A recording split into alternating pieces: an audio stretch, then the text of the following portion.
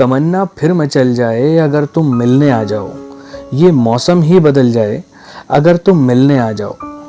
जगजीत सिंह साहब की गज़ल है और मुझे काफ़ी पसंद है।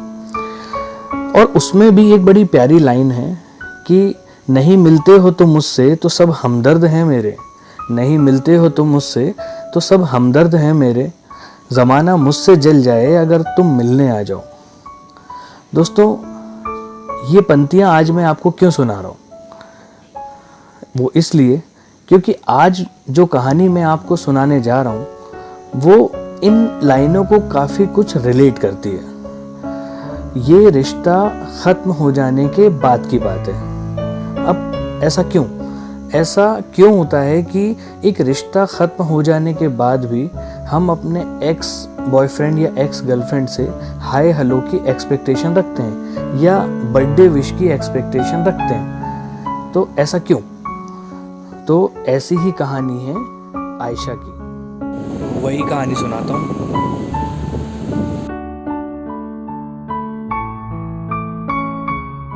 रात के करीबन 1:30 बज रहे हैं। आयशा अपने रूम में अकेली बैठी हुई है और घड़ी के कांटे टिक टॉक आवाज़ कर रहे हैं। और उसी के सिंक में आयशा का मोबाइल लगातार मैसेज टोन्स दे रहा है। मौका है उसके बर्थडे का। हाय आयशा, हैप्पी बर्थडे। हाय आयु, lots of love, happy birthday. और आयशा भी जैसे मैसेजेस वैसा रिप्लाई। जैसे अगर किसी ने लिखा है हाय आयशा, हैप्पी बर्थडे, तो उसके रिप्लाई में हाय, उसका नाम और थैंक यू। अगर किसी ने कुछ इमोजीज डाले हैं तो कुछ 2-3 इमोजीज और थैंक यू। अगर किसी ने लंबा मैसेज लिखा है तो उसके अगेंस्ट में एक पर्पल कलर का हार्ट का इमोजी और थैंक यू।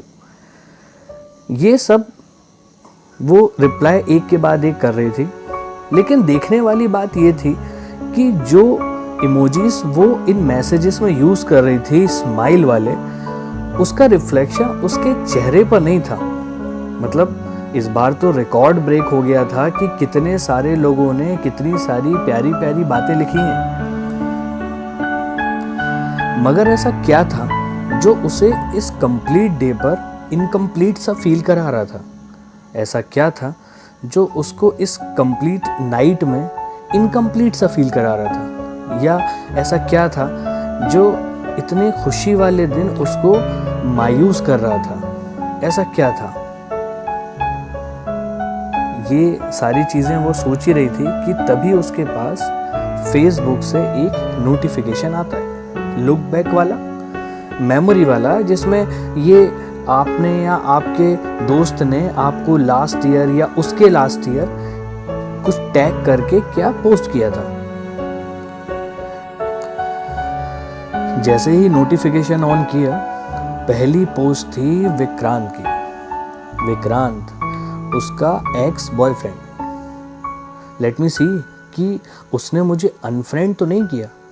और वैसे भी आयशा कभी कभार हफ्ते में 1 या 2 बार उसकी प्रोफाइल विजिट कर लेती थी, ये देखने के लिए कि कहीं उसने अनफ्रेंड तो नहीं कर दिया या उसकी लाइफ में कोई नए इंसान की एंट्री तो नहीं हो गई। इसलिए कभी कभार देख लेती थी।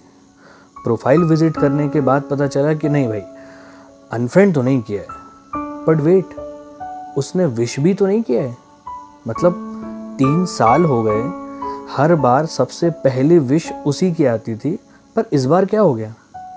क्या उसको याद नहीं था? ऑफ कोर्स याद था। ऐसा तो हो ही नहीं सकता कि वो मुझे विश ना करे, वो भी मेरे बर्थडे के दिन। इतनी इमोशनल हो रही थी कि तभी उसके अंदर से एक आवाज़ आई, ओ हेलो मैडम आयशा, अगर आपको याद ना हो तो आपको याद दिलवा दूं, you are the only one जिसने ब्रेकअप किया था। आप ही ने गुस्से में उससे कह दिया था कि आज के बाद मुझसे बात मत करना, मुझे मैसेज मत करना, मुझे शक्ल मत दिखाना। सब गाली गलौच याद है ना? अब क्या हुआ? अब बर्थडे के दिन अगर उसने विश नहीं किया है, जो कि आप ही की विश थी, तो बुरा लग रहा है। अंदर से दूसरी आवाज़ आई कि हाँ, तो विश करने के लिए मना थोड़ी ना किया था, बात करने के लिए मना किया था ना, विश तो कर सकता था। Ayesha, now it's over, grow up, सो जाओ अब। ऐसा खुद को समझाया और बस सोने की तैयारी, मोबाइल बाजू में रखा और आयशा सोने ही जा रही थी कि तभी उसके मोबाइल में एक टेक्स्ट मैसेज आया। टेक्स्ट मैसेज जिस नंबर से आया था वो नंबर मोबाइल में सेव नहीं था, बट नंबर जाना पहचाना था। मैसेज ओपन किया, मैसेज में लिखा था दरवाज़ा खोलो, मैं गैलरी में खड़ा हूँ। आयशा अपने बेड से उठी, लाइट ऑन की, दरवाज़ा खुला। जैसे ही दरवाज़ा खुला सामने खड़ा था विक्रांत। ए नक्चड़ी इधर आ, पास बुलाया, झप्पी दी और बोला हैप्पी बर्थडे। जैसे ही ये बोला आयशा रो पड़ी। उसको समझाते हुए विक्रांत ने सिर्फ इतने ही कहा कि यार आयु, मैं जानता हूँ कि हम दोनों के बीच में रिश्ता पॉसिबल नहीं है, ये मैं भी जानता हूँ और कहीं ना कहीं तुम भी ये मानती हो कि हम दोनों के बीच में अब रिश्ता पॉसिबल नहीं है, तो इस रिश्ते को टूट जाना ही ठीक है। बट क्या हम इतने बुरे हैं कि एक दूसरे को विश भी ना कर पाए? बस यही सब सोच रहा था और विश करने आ गया। अब चलता हूँ, ध्यान रखना अपना, और अगर लाइफ में कोई आ जाए तो मुझे बता देना। तुम तो सब जानती हो, बहुत स्टॉक करती हो ना मुझे, सब जानता हूँ मैं। चलता हूँ, ध्यान रखना अपना। ओके। कभी कभी इंसान सही ना होते हुए भी ना हमें रिश्ते निभाने पड़ते हैं, और यहाँ तो इंसान सही है, बस वक्त गलत है। मगर इसका मतलब क्या ये है कि वो रिश्ता गलत है? नहीं ना, सब कुछ हमारे हाथ में नहीं होता, पर किसी अपने को किसी खास दिन पर एक विश कर देना, ये तो हमारे हाथ में होता है ना। तो समटाइम्स इट्स ओके, ठीक है।